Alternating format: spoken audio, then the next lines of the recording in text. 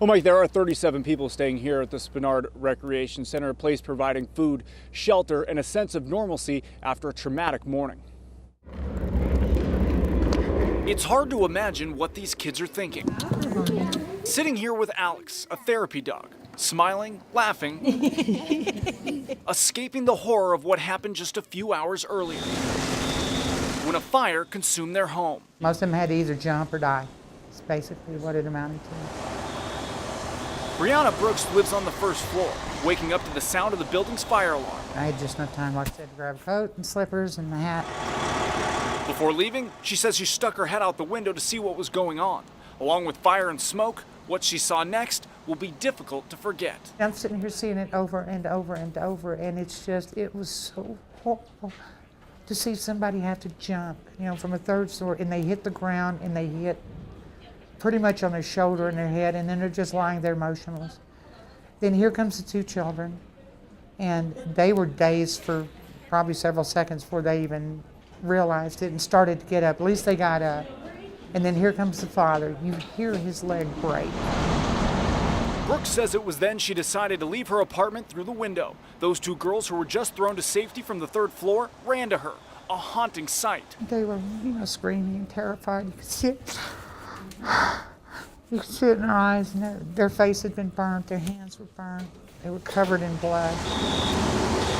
As all three escaped to safety, she says at least 8 people were still lying on the ground with flames just a few feet away, while others were still up in their apartments. To look up and see a lady hanging out the window with smoke all but obliterating her, screaming bloody murder for help. And all down the line, you could see people just bailing out of windows. Yeah, I don't think it's...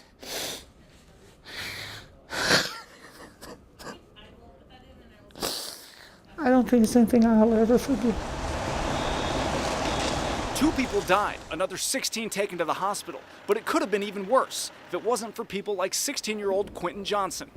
Makes me sad because I wasn't on time to help everybody. When everyone was running out of the burning building, Johnson was running in to save lives. I was on my knees, the fire was going towards my back, but I was still crawling. It was hard to breathe because of the smoke. He says he was able to knock on 4 doors, saving a total of 8 people inside their apartments.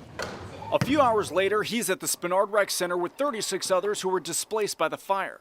While he plays basketball to clear his mind, others, like Brianna, try to figure out what's next. I have no car, I have no home, I don't know if my wallet or credit cards or ID survived. I've got nowhere to go, I don't know anybody. So, this is all I have, and this is where I live now, at least for a little while.